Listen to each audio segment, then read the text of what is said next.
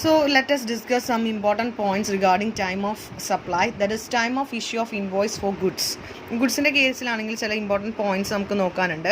That is if the goods insured in supply then before or time of removal of goods, if no movement of goods is involve in supply then the before or at the time of delivery of goods making available for the recipient.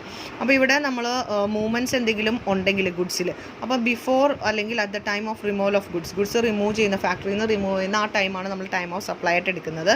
ഇനി ഒരു മൂവ്മെൻറ്റും ഇല്ല എങ്കിൽ ആ goods റെസിപ്പിയൻ്റെ കയ്യിലേക്ക് എപ്പോഴാണ് available ആകുന്നത് ആ date ആണ് നമ്മൾ time of supply of goods issue of invoice ആയിട്ട് എടുക്കുന്നത്. Time of issue of invoice ആയിട്ട് എടുക്കുന്നത്. ഇനി കണ്ടിന്യൂസ് സപ്ലൈ ആണെങ്കിൽ ഓയിൽ അങ്ങനത്തെ കാര്യങ്ങളൊക്കെ ആണെങ്കിൽ ഏർലിയസ്റ്റ് എടുക്കും. അതായത് time each statement is issued, statement issue ചെയ്യുന്ന ടൈമോ അല്ലെങ്കിൽ time which payment is received, ഇതിൻ്റെ രണ്ടിൻ്റെയും ഏർലിയസ്റ്റ് പോയിൻ്റ് ആയിരിക്കും നമ്മൾ എടുക്കുന്നത്. If the goods sent for approval than earliest of the following.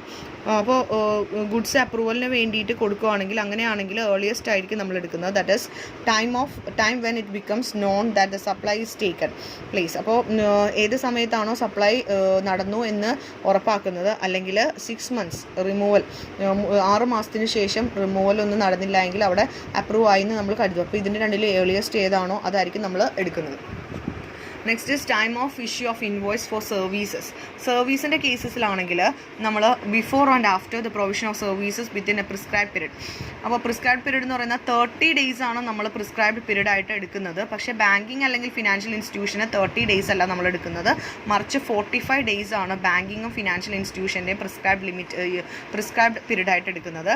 മറ്റെല്ലാ സർവീസസിനും 30 days-ഉം ബാങ്കിങ്ങും അതുപോലെ ഫിനാൻഷ്യൽ ഇൻസ്റ്റിറ്റ്യൂഷൻസിനും നമ്മൾ 45 days ആണ് date of supply of services ആയിട്ട് എടുക്കുന്നത്. കണ്ടിന്യൂസ് സപ്ലൈ ഓഫ് സർവീസസ് ആണെങ്കിൽ due date of payment can be identified from the കോൺട്രാക്റ്റിൽ പറഞ്ഞിരിക്കുന്ന due date എടുക്കുക. അല്ലെങ്കിൽ പേയ്മെൻറ്റ് ഐഡൻറ്റിഫൈ ചെയ്യാൻ പറ്റുന്നില്ലെങ്കിൽ, കോൺട്രാക്റ്റിൽ നിന്ന് ഐഡൻറ്റിഫൈ ചെയ്യാൻ പറ്റുന്നില്ലെങ്കിൽ അവിടെ നമ്മൾ പ്രിസ്ക്രൈബ് ലിമിറ്റ് എടുക്കുക. ഇനി പേയ്മെൻറ്റ് കംപ്ലീഷൻ ഓഫ് ഇവൻറ്റ് കഴിഞ്ഞിട്ടേ നടക്കുകയുള്ളൂ അങ്ങനെയൊക്കെ ആണെങ്കിൽ ആ ടൈം നമ്മൾ കൺസിഡർ ചെയ്യുക. അതുപോലെ supply of services ceases under contract before completion of supply തീരുന്നതിന് മുമ്പ് കോൺട്രാക്റ്റ് സീസ് ചെയ്യുക അല്ലെങ്കിൽ സ്റ്റോപ്പ് ചെയ്ത് പോവുകയാണെങ്കിൽ ആ സീസ് ചെയ്യുന്ന ടൈം ആയിരിക്കും നമ്മൾ എടുക്കുന്നത്. The supply shall be deemed to be have made in extent to covered by the invoice in case made the പേയ്മെൻറ്റോ ഇൻവോയ്സോ ഏതാണോ ഏർലിയർ ആയിട്ട് വരുന്നത് നമ്മൾ എടുക്കുക. Then date of receipt of payment by the supplier. Payment is entered into the books of accounts. ഇപ്പോൾ നമുക്ക് വേറൊരു രീതിയിലും കണ്ടെത്താൻ കഴിയുന്നില്ലെങ്കിൽ ബുക്സ് ഓഫ് അക്കൗണ്ട്സിലേക്ക് ഇദ്ദേഹം എപ്പോഴാണോ എൻറ്റർ ചെയ്തിട്ടുള്ളത് ആ ഡേറ്റ് നമുക്ക് എടുക്കാവുന്നതാണ്. Then optional time of supply. If amount up to 1,000 is excess of invoice amount is received, the supplier can take the time of supply date of invoice issued for such excess or advance received. Advance എത്രയാണ് കൊടുത്തിരിക്കുന്നത്, നമ്മൾ നേരത്തെ ചെയ്ത problem പോലെ 50,000 അഡ്വാൻസിന് എടുത്തതുപോലെ അപ്പോൾ 50,000 നമ്മൾ എന്താക്കി ആ ഒരു ഡേറ്റിലും മറ്റ് 50,000 നമ്മൾ മറ്റൊരു ഡേറ്റിലെടുത്തു. അപ്പോൾ അഡ്വാൻസ് പേയ്മെൻറ്റ് ഉണ്ടെങ്കിൽ എത്രയാണ് അഡ്വാൻസ് പേയ്മെൻറ്റ് അത് ആ ടൈമിൽ അഡ്വാൻസ് പേയ്മെൻറ്റ് നമുക്ക് ടൈം ഓഫ് സപ്ലൈ ആയിട്ട് എടുക്കാം. Then recipient shows the services books of അക്കൗണ്ട്സിലും നമുക്ക് എടുക്കാവുന്നതാണ്. അപ്പോൾ ഇതൊക്കെയാണ് ഇമ്പോർട്ടൻറ്റ് പോയിൻറ്റ്സ് ആയിട്ട് വരുന്നത്. ഇനി next is change in rate of tax for supply of services. അപ്പോൾ എന്തൊക്കെ ചേഞ്ചസ് ആണ് റേറ്റ് ഓഫ് ടാക്സിൽ വരുന്നത് സപ്ലൈ ഓഫ് സർവീസസ് ആണെങ്കിൽ എന്നുള്ളതാണ് നമ്മളിനി നോക്കാൻ പോകുന്നത്. അപ്പോൾ taxable services may be provided before the change of effective tax rate. Tax rate change ചെയ്തിട്ടുണ്ടെങ്കിൽ, അതായത് ടാക്സബിൾ റേറ്റ് നമ്മൾ സർവീസിൻ്റെ സമയത്ത് പെട്ടെന്ന് ചേഞ്ച് വന്നിട്ടുണ്ടെങ്കിൽ എങ്ങനെയാണ് എന്നുള്ളത്. അപ്പോൾ in case of taxable services has been provided before the change of effect of tax rate. അപ്പോൾ ചേഞ്ച് വരുന്നതിന് മുമ്പാണ് ടാക്സബിൾ സർവീസസ് നമ്മൾ കൊടുത്തിട്ടുണ്ടെങ്കിൽ, അതായത് ടാക്സ് റേറ്റ് 18% ആയിരുന്നു, പക്ഷേ അത് 28% ആയിട്ട് ഉയർന്നു എന്ന് വിചാരിക്കുക. പക്ഷേ നമ്മൾ സപ്ലൈ ഓഫ് ഗുഡ്സ് നടത്തിയത് ഈ ഒരു ചേഞ്ച് വരുന്നതിന് മുമ്പായിരുന്നെങ്കിൽ എന്താ ചെയ്യേണ്ടതെന്നുള്ളത്. Where the invoice is raised and the payment is received after change of rate of tax, the time of supply shall be earliest of invoice of the payment. അപ്പോൾ അവിടെ നമ്മൾ payment കൊടുത്തതോ അല്ലെങ്കിൽ invoice raise ചെയ്തതോ ഏതാണോ മുന്നിൽ നിൽക്കുന്നത്, tax rate change ചെയ്തതിന് ശേഷം ഏതാണോ മുന്നിൽ നിൽക്കുന്നത് അതാണ് ടൈം ഓഫ് സപ്ലൈ ആയിട്ട് എടുക്കേണ്ടത്. ബിഫോർ ആണെങ്കിൽ ഇൻവോയ്സ് ചേഞ്ച് ചെയ്യുന്നതിന് മുമ്പ്, അതായത് ടാക്സ് റേറ്റ് ചേഞ്ച് ചെയ്യുന്നതിന് മുമ്പാണ് ഇൻവോയ്സ് റേസ് ചെയ്തതും അതിന് പേയ്മെൻറ്റ് നടത്തുന്നത് ടാക്സ് റേറ്റിൻ്റെ ചേഞ്ച് വന്നതിന് ശേഷമാണെങ്കിൽ ഇൻവോയ്സ് ആയിരിക്കും നമ്മൾ ടൈം ഓഫ് സപ്ലൈ ആയിട്ട് എടുക്കുന്നത്.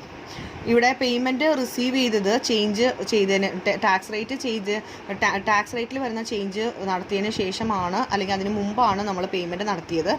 ഇൻവോയ്സ് എന്ന് പറയുന്നത് എന്താണ് ടാക്സ് റേറ്റിൽ ചേഞ്ച് വന്നതിന് ശേഷമാണ് ഇൻവോയ്സ് എഴുതിയത്. അങ്ങനെയാണെങ്കിൽ നമ്മൾ റെസീപ്റ്റ് ഓഫ് പേയ്മെൻ്റ് ആണ് ടൈം ഓഫ് സപ്ലൈ ആയിട്ട് എടുക്കുന്നത്. അപ്പോൾ 3 സാഹചര്യങ്ങൾ പറയുന്നുണ്ട്. ടാക്സ് റേറ്റ് ചേഞ്ച് ചെയ്താൽ എന്തൊക്കെയാണെന്നുള്ളത്. ടാക്സ് റേറ്റ് പെട്ടെന്ന് ചേഞ്ച് ആവണമെങ്കിൽ എന്താ ചെയ്യേണ്ടത്? ഇൻവോയ്സ് എപ്പോഴാണ് റേസ് ചെയ്തിട്ടുള്ളത്? ഇൻവോയ്സ് റേസ് ചെയ്തതും പേയ്മെൻറ്റ് റിസീവ് ചെയ്തതും ചേഞ്ചിന് ശേഷമാണെങ്കിൽ ടൈം ഓഫ് സപ്ലൈ ഏർലിയസ്റ്റ് എടുക്കുക. ഇനി ഇൻവോയ്സ് റേസ് ചെയ്തതിന് മുമ്പാണ് ടാക്സ് റേറ്റ് മാറിയതെങ്കിൽ, അതുപോലെ പേയ്മെൻറ്റ് റിസീവ് ചെയ്ത് കഴിഞ്ഞിട്ടാണ് ടാക്സ് റേറ്റ് മാറിയതെങ്കിൽ നമ്മൾ ഇൻവോയ്സിൻ്റെ ഡേറ്റ് എടുക്കുക. ഇനി പേയ്മെൻറ്റ് റിസീവ് ചെയ്തതിന് മുമ്പ് ടാക്സ് റേറ്റ് മാറുകയും ഇൻവോയ്സ് ഇഷ്യൂ ചെയ്ത് കഴിഞ്ഞിട്ടാണ് ചേഞ്ച് ഓഫ് ടാക്സ് റേറ്റ് വരുന്നതെങ്കിൽ അവിടെ നമ്മൾ പേയ്മെൻറ്റിൻ്റെ ഡേറ്റ് എടുക്കുക. ഇനി in case of taxable services has been provide after change of effective tax rate. Tax rate മാറിയതിന് ശേഷമാണ് നമ്മൾ ഇത്തരത്തിലൊരു ടാക്സബിൾ സർവീസസ് നടത്തുന്നതെങ്കിൽ വീണ്ടും ഇത് പറയുന്നുണ്ട്. The payment is received after the change of rate of tax. Rate of ടാക്സിൽ change വരികയോ അല്ലെങ്കിൽ ഇൻവോയ്സ് റേസ് ചെയ്തത് before the change of rate of tax ആണെങ്കിൽ ടൈം ഓഫ് സർവീസസ് നമ്മൾ date of receipt of payment ആയിരിക്കും എടുക്കുന്നത്. ഇവിടെ invoice raise ചെയ്ത് കഴിഞ്ഞിട്ടാണ് ഇതുപോലുള്ള ചേഞ്ച് ഓഫ് ടാക്സ് വരുന്നത്. പേയ്മെൻറ്റ് റിസീവ് ചെയ്തതിന് മുമ്പാണ് റേറ്റ് ഓഫ് ടാക്സ് വരുന്നതെങ്കിൽ time of supply date of invoice എപ്പോഴാണോ അതായിരിക്കും എടുക്കുന്നത്. Then where the invoice is raised and the payment is received before the change of tax rate. Tax rate മാറുന്നതിന് മുമ്പാണ് രണ്ടും റിസീവ് ചെയ്തിരിക്കുന്നത് ഇൻവോയ്സ് എഴുതിയിരിക്കുന്നതെങ്കിലും ഏർലിയസ്റ്റ് ആയിട്ട് എടുക്കുക. രണ്ടിൻ്റെയും ഏർലിയസ്റ്റ് ഏതാണോ അതെടുക്കുക.